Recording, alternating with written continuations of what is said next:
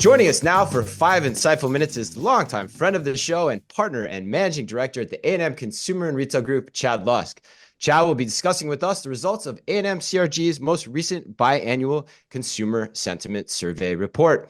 The report draws from a survey of over 2,100 demographically representative U.S. adults and analyzes how shifting economic conditions, among other purchase trends, are shaping consumer spending behaviors. So, Chad, in your last two reports, you indicated some major projected pullbacks in terms of consumer confidence and future spending plans. What are consumers saying their next 6 months and holiday spending will look like? Yeah, Chris. Well, you mentioned there's been a steady erosion in consumer confidence and plans to spend for a while now.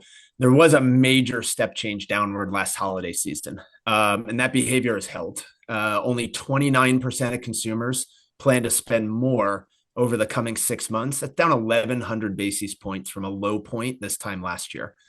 Wow. Worth calling out, we fielded this survey prior to the election. Of course, now we're past it. But what consumers told us is the uncertainty of the election itself did not have a strong influence on their decisions. What they told us is that's speculative. And until I see real changes in inflation, interest rates, the job market, I'm going to continue to curtail spending. So what does that mean for holiday? Households plan to spend about 9% net less this holiday season compared to last. And that's expected by reducing both total gift volume, not just average spend per gift. And what does that mean then, Chad, for retailers when it comes to more discretionary categories? Yeah, for sure. It's troublesome. But what's interesting is we may be seeing further shifts in what consumers are considering discretionary versus basic needs right before our eyes. So, for instance, for the first time this cycle, where consumers said they'll get more conservative, anticipated spend in fresh food went down. So normally fresh food goes up at the expense of restaurant, prepared food spend, and delivery.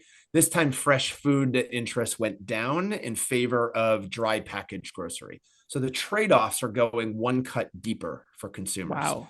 Another example, wellness and fitness took a major step back too. It had been holding on pretty strong, but looks like that's falling back as well as far as a discretionary category.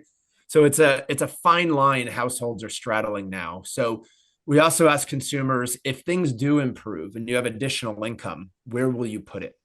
So the lower household income brackets are more inclined to either bank it or put it toward groceries, which implies that they're still well below their satisfaction of basic needs. Whereas upper household income brackets are ready to put it toward more discretionary purchases, like dining out, delivery, travel, and entertainment. So there's some hope there. So, Chad, I want to go deeper into what you just said. So, will cutting back on discretionary categories be enough for consumers, or do you think consumers will also change their habits in regards to other basic needs as well?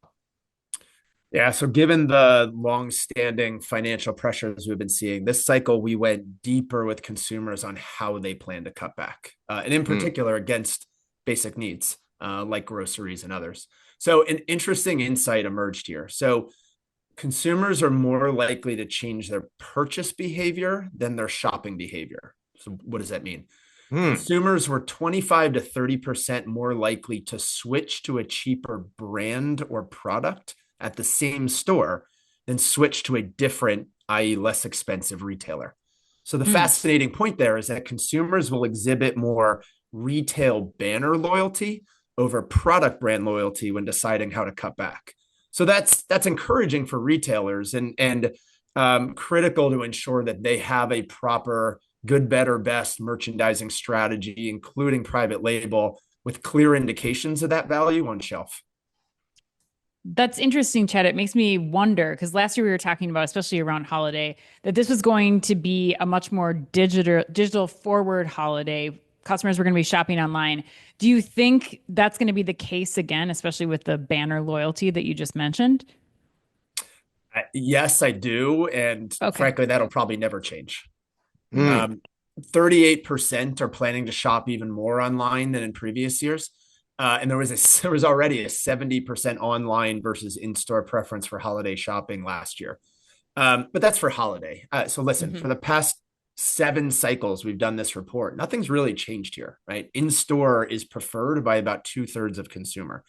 But the generational patterns are interesting, right? Your spikes for in-store preferential shopping come from ages 55 and up and under 34, with a little valley in the middle. And not surprisingly, the in-store appeal is for different reasons, right? Everyone wants the ability to touch and feel products and have immediate product availability. That's common. But older demos are looking for better promos and deals in store. And younger demos talk about just wanting to get out of the house. Something to do for them, right? So unlike other consumer trends where older shoppers are helping prop up kind of a waning consumer preference, here we see no signs of in-store shopping going away, and retailers can be comfortable continuing to invest in the right set of merchandise and experiences. But going back to holiday, I mean, it is a similar story with online apps, loyalty. As you skew older, consumers are looking for additional value out of their online searching. As you skew younger, the more they prioritize smooth and seamless user experience. So retailers really need to meet both this holiday and always. Thanks, Chad. Always great stuff, Chad. Thank you.